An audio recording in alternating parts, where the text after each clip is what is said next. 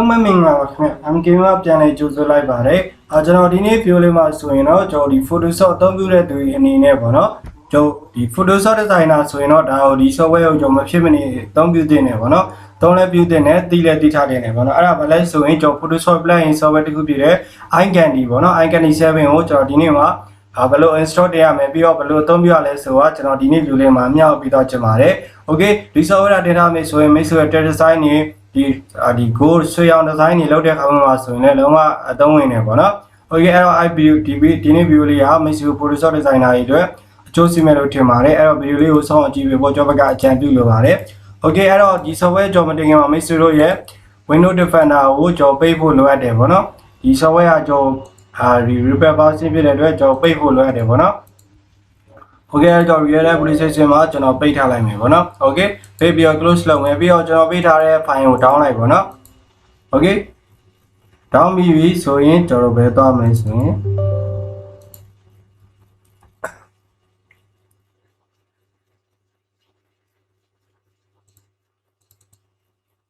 Okay အဲ့တော့ကျွန်တော် down ပြီးဖြစ်တဲ့ကျွန်တော်က down ပြီးပေါ့နော်မရှိတော့ down လိုက်ပါ down ပြီးသွားပြီဆို iFile ရှိတဲ့နေရာကိုသွားမယ်Okay သွားပြီးတော့ကျွန်တော်အဲ့ထဲဝင်လိုက်မယ်ပေါ့နော်ဝင်တဲ့အခါမှာဆိုရင်ကျွန်တော်ဒီမှာသူအဲ့ထဲမှာဆိုရင် file 3ခုပေးထားတယ်ပေါ့နော်ပထမဆုံးက interesting ပေါ့ဒီ software ကိုကျွန်တော်ဘယ်လိုတင်ရမလဲဆိုတာသူပြပေးထားတယ်ပထမတစ်ချက်အနေနဲ့ကျွန်တော်ဒီ software ကို install တင်ရမယ်ပြီးတော့ pet file ကို pet application ကိုကျွန်တော်ဒီ install တင်ထားတဲ့ software ရဲ့ location ထဲမှာကျွန်တော်အဲ့ဒါကို copy paste လုပ်ရမယ်ပေါ့နော် Okay အဲ့ copy လုပ်တော့ပြီဆိုရင် iFile ကိုကျွန်တော် run ရမယ်ပေါ့နော် run တဲ့အခါမှာဆိုရင်ကျွန်တော်ဒီ key ကြံရမယ်အဲ့ key ကြံကိုကျွန်တော်ရဲ့ activation tool ထဲမှာ activation box ထဲမှာကျွန်တော်ထည့်ရမယ်ပေါ့နော် Okay အဲ့တော့ပြီးတော့ပြီဆိုရင်ပထမဆုံးအနေနဲ့ကျွန်တော် software တင်မယ်ပေါ့နော် software ကိုကျွန်တော် run administrator နဲ့ကျွန်တော်တင်လိုက်မယ် Okay အဲ့တော့ကျွန်တော်ဒီမှာ agree လုပ်မယ် next လုပ်မယ်ပေါ့နော် next လုပ်မယ်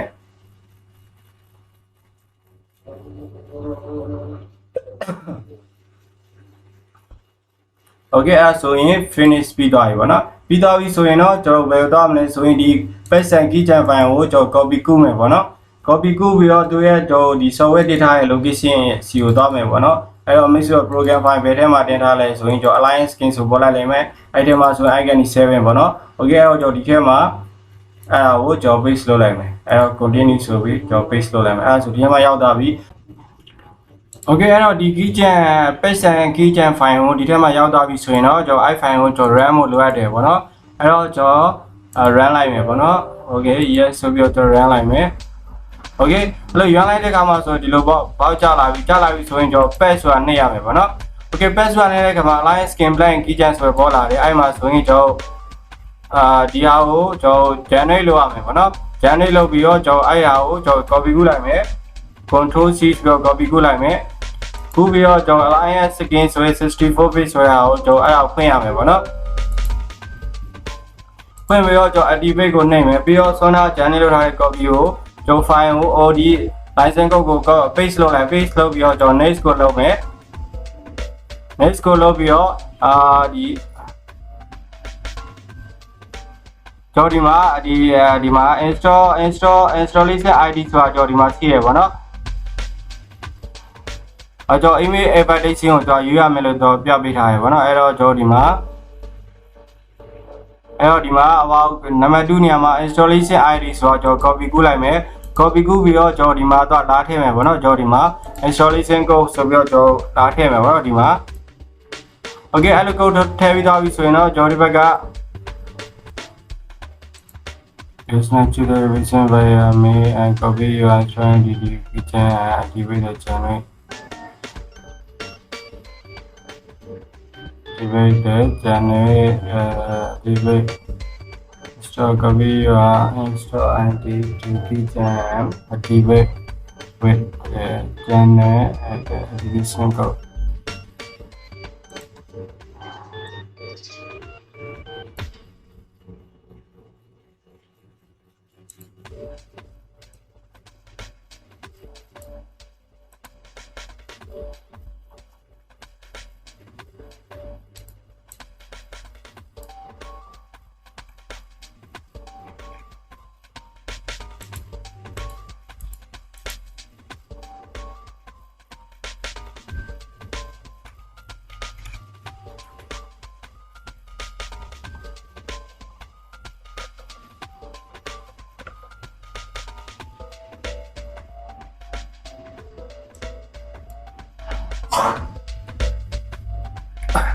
โอเคဒီမှာဘာလို့အောင်မလဲဆိုရင်မိတ်ဆွေတို့ဆောနာဒီမှာ license code ကို copy ကူးလိုက်ပေါ့နော် copy ကူးပြီးတော့ကျွန်တော်ဒီဘက်ကဒီ EyeCandy ထဲမှာကျွန်တော်ဒီ paste လုပ်လိုက်မယ် paste လုပ်ပြီး next ကိုရွေးလိုက်ပေါ့နော် next ကိုရွေးပြီးတော့ကျွန်တော် activation method နေရာမှာကျွန်တော် email activation ကိုရွေးရမယ်ပေါ့နော်ရွေးပြီးတော့ကျွန်တော်ဒီမှာ installation ID ဆိုတာလေးရှိရပေါ့အဲ့ဒါလေး copy ကူးလိုက် copy ကူးပြီးတော့ကျွန်တော်ဒီနားမှာဒီထဲမှာ paste လုပ်လိုက်ပေါ့နော်အဲ့ဒါ paste လုပ်လိုက်ပြီးတော့ဆိုရင်တော့ဒီအောက်က serial number ဆိုတဲ့ဘေးက generate ကိုနှိပ်လိုက်ပေါ့နော်Joining တော့တဲ့ခါမှာဒီထဲမှာ code တွေရောက်လာလိမ့်မယ်အဲ့ code ကိုမိတ်ဆွေ copy ကူးလိုက် copy ကူးပြီးတော့ကျွန်တော်နံပါတ်3မှာရှိရcustomer service will provide you with an allocated code ဆိုတော့ဒီမှာအဲ့ဒီရဲ့ box ထဲမှာကျွန်တော် paste လုပ်လိုက်ပေါ့နော် paste လုပ်ရတဲ့ခါမှာဆိုတော့ next button ပေါ်လာပြီပေါ့နော် okay အဲ့လို next button ပြီးတော့ဆိုတော့ဒီမှာ finish ဆိုပြီးတော့မိတ်ဆွေတို့ဒီ EyeCandy 7ကိုကျွန်တော် activate လုပ်ပြီးတော့ပြီပေါ့နော် okay အဲ့တော့ကျွန်တော်ဒီမှာ access ဆိုပြီးတော့ဒီမှာ EyeCandy 7ကပေါ်လာပြီပေါ့နော် EyeCandy 7ကျွန်တော်ဒီကနေတောင်းစရာမလိုဘူးပေါ့နော်ကျွန်တော် Photoshop ကိုနဲ့အသုံးပြုမှာဖြစ်တယ်ဒါကိုပိတ်လိုက်တော့မယ်ပေါ့နော် okay ဒါတွေကိုလည်းကျွန်တော်ပိတ်လိုက်တော့မယ်ပေါ့နော် okay အဲ့တော့အကုန်လုံးပိတ်ချလိုက်တော့မယ်ဟို exit ပေါ့နော် okay ပိတ်လိုက်တော့မယ်ပိတ်ပြီးတော့ကျွန်တော် Photoshop ထဲကိုသွားမယ်ပေါ့နော် Photoshop ထဲမှာကျွန်တော်သွားကြမယ်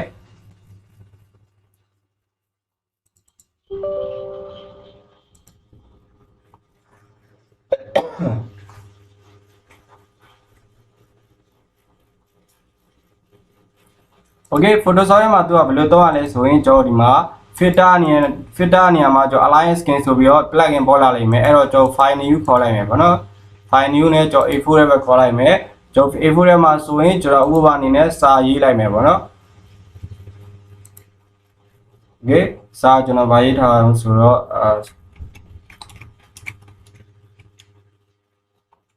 စာအဖြူပြည့်နေတိုင်းပဲ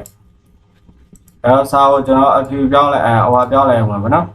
ပြောင်းပြီးတော့ကျွန်တော် font size နဲ့တော့ကြီးလိုက်အောင်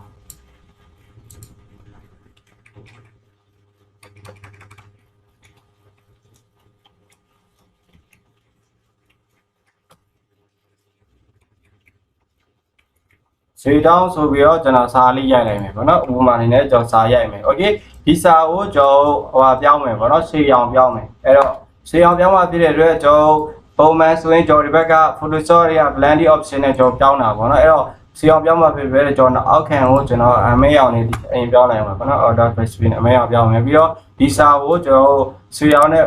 နှိစက်အောင်ကျွန်တော်ဒီအောင်လေးပြောင်းလိုက်မယ်ပေါ့နော် okay ပြောင်းပြီးသွားပြီဆိုရင်တော့ကျွန်တော်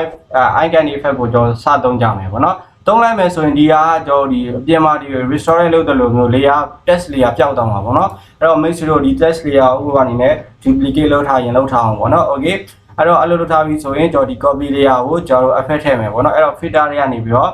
alliance skin ဆိုပြီးတော့ EyeCandy 7ဆိုတော့ကျွန်တော်ဖွင့်လိုက်မယ်ပေါ့နော်အဲ့ဆိုရင်ကျွန်တော် this type layer must be restored before processing ဆိုပြီးတော့ဒီမှာပေါ်တယ်ပေါ့နော်အဲ့တော့ဒီဒါကိုကျွန်တော် make sure မလုပ်ခင်မှာဆိုရင်ဒီစာလေးပေါ်လာလိုက်မယ် okay အဲ့တော့ okay နေလိုက်ပေါ့နော်okay နဲ့လိုက်တဲ့ကောင်ကဆိုရင်ကျွန်တော်ဒီဘက်မှာဒီထဲကို EyeCandy ရဲ့ our effect panel နဲ့ရောက်သွားပြီပေါ့နော် EyeCandy window နဲ့ရောက်သွားပြီရောက်သွားတဲ့ကောင်မှာဆိုသူ့ရဲ့ဒီမှာ navigator မှာ mix လို့ကြည့်လို့ရတယ်ပေါ့နော် navigator mix ဆိုတဲ့ percent လေးကဒီမှာကြည့်လို့ရတယ်နော် okay အဲ့တော့ကိုကြည့်ချင်လောက်ပဲရွေးထားပါပေါ့နော်25လောက်ဆိုရင်မစိုးဘူးပေါ့နော် okay အဲ့လိုရွေးပြီးသွားပြီဆိုရင်တော့ကျွန်တော်ဒီမှာ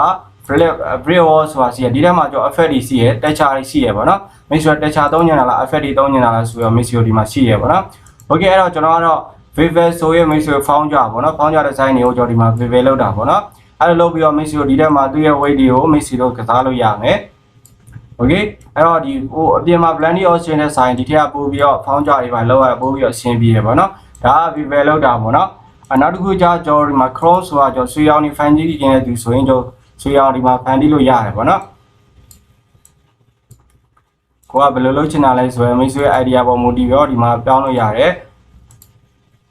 okay ဒီမှာအယောင်တော့ဒီထက်မှပြောင်းလို့မရဘူးထင်တယ်ပေါ့နော်အယောင်တော့ပြောင်းလို့မရဘူး okay အဲ့တော့ဒီမှာ light တွေအစားကြောဒီမှာလုပ်လို့ရတယ်ဒီမှာ light တွေ amount တွေအစားမိတ်ဆွေချိန်လို့ရမယ်ပေါ့နော်ဒါကိုယ့်ရဲ့ idea ပေါ်မူတည်ပြီးမိတ်ဆွေဒါကိုသုံးလို့ရတယ်ပေါ့နော်ဒါ Photoshop designer အနေနဲ့ဒါကိုသိထားဖို့လိုအပ်တယ်ပေါ့နော် okay ဒီထဲမှာဆိုလည်းအများကြီးရှိသေးရပေါ့နော်ဒါတော်တော်ကိုမြန်မာတော့အသုံးလို့ရှင်းပြီးရပေါ့နော်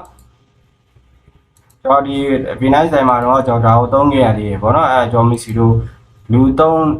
တော့နေရပေါ့နော်တကယ်ဆရာကြီးတွေဆိုရင်တော့သုံးကြရပေါ့နော် ဒါဒီ3နည်းကိုတင်းတဲ့လူတွေစားတယ်ပေါ့နော် okay ဒီထဲမှာဆိုရင်မိတ်ဆွေတို့အကုန် share လုပ်လို့ရတယ်ပေါ့နော်အဖက်တွေအကုန်လုံးမိတ်ဆွေစမ်းကြည့်လို့ရတယ် okay ဒီမှာအယောင်တွေကစာကိုပြောင်းလို့ရတယ်ပြီးတော့ highlight တွေကစာ highlight brand တွေကစာအကုန်ပါတယ်ပြီးတော့ web profile မှာဆိုရင်မိတ်ဆွေကဘယ်လိုလုပ်ချင်တာလဲဆိုပြီးတော့ဒီမှာယူလို့ရတယ်ပေါ့နော်ပဲပုံစံပေါ့နော် okay okay အဲ့တော့ဒါကိုမိတ်ဆွေသိထားဖို့တော့ဒါ light ဒီပေါ့နော်ဒါ basic အခြေခံနဲ့သူ့ရဲ့အားတွေကိုပြောင်းတာပေါ့နော်ဒါ web profile okay နောက်တစ်ခုအနေနဲ့မိတ်ဆွေဒီကနေပြီးတော့လည်းပြောင်းလို့ရတယ်ပေါ့နော် liquid ဆိုရင် liquid ဒီမှာအကုန်ပြောင်းလို့ရတယ်ပေါ့နော်ဒီမှာသူ့ရဲ့ပုံစံတွေ effect တွေပါပြီးတာ plug in ဖြစ်တဲ့အတွက်ကျွန်တော်ဒီမှာဒါဆိုရင်ဒီဟာလေးဆိုရင်လှတယ်ပေါ့နော်ဒီလှပြီမဲ့မိတ်ဆွေကိုဘယ်တိုင်းထွက်တဲ့ခေါင်းမှာဆိုရင်ဘယ်လိုအယောင်ဘယ်လိုပုံစံမျိုးနဲ့ဒါကိုချိန်မှုလိုအပ်သေးရပေါ့နော် okay ဒီမှာကျွန်တော် strong frame ဆိုတာလေးလှရပေါ့နော်အဲ့မှာဆိုရင်ကိုယ့်ရဲ့ okay တော့ကျွန်တော်ဒီမှာ light ဒီလေးတွေနည်းနည်းလောက်ပြင်လိုက်မယ်ပေါ့နော်နည်းနည်းလောက်ပြင်လိုက်မယ်ဆိုရင်မိတ်ဆွေတို့လှသွားလိုက်မယ်ပေါ့နော်ဒီမှာဆိုလဲကျွန်တော်နည်းနည်းလောက်ရွေးလိုက်အောင် okay select ဒီကဒီ rounded part ကပို့ပြီးတော့လှရပေါ့နော်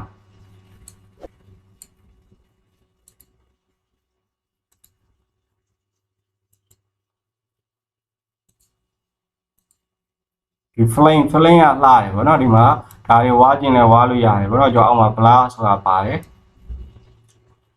တင်ကလာဆိုမိတ်ဆွေကိုကြိုက်တဲ့အယောင်လေးတွေကိုရွေးလို့ရတယ်ပေါ့နော်ဒါဆို main သွားပြီပေါ့နော် main သွားတော့အဖြူအောင်လေးထားကြည့်လိုက်မယ် okay ဒါဆိုတောက်လာပြီပေါ့နော် idol bar 2နဲ့လည်းမိတ်ဆွေလုပ်လို့ရတယ်ပေါ့နော် okay အဲဆိုရင်ကျွန်တော် EyeCandy ကိုဘယ်လိုသုံးပြရလဲဆိုတော့မိတ်ဆွေကိုသိလောက်ပြီလို့ထင်တယ်ပေါ့နော်ကျွန်တော်ဒီမှာကိုယ်ကကို zoom နေပါတယ်နဲ့လုပ်လို့ရတယ်ပေါ့နော် okay အဲဆိုအဲ့လိုပြီးတော့ကိုစိတ်ကြိုက်ပြင်းပြီးသွားပြီဆိုရင်တော့မိတ်ဆွေတို့ဘာလို့လုပ်မလဲဆိုရင်ကျွန်တော်ကိုစိတ်ကြိုက်ပြင်းပြီးသွားပြီဆိုရင်တော့ကျွန်တော်ဒီဘက်က move to ရေးပြီးတော့မိတ်ဆွေတာကိုဟိုဆွဲလို့ရတယ်ပေါ့နော်အဲ့တော့ကျွန်တော် minus နဲ့ပြန်ဆုပ်လိုက်မယ် okay အဲ့လိုစိတ်ကြိုက်ဖြစ်သွားပြီဆိုရင်တော့ကျွန်တော် okay ကိုနှိပ်လိုက်ပေါ့နော် okay နှိပ်လိုက်တဲ့ခါမှာဆိုရင်ကျွန်တော် layer အသစ်နဲ့ပေါ်လာလိုက်မယ်ပေါ့နော်ကျွန်တော်ဒီမှာ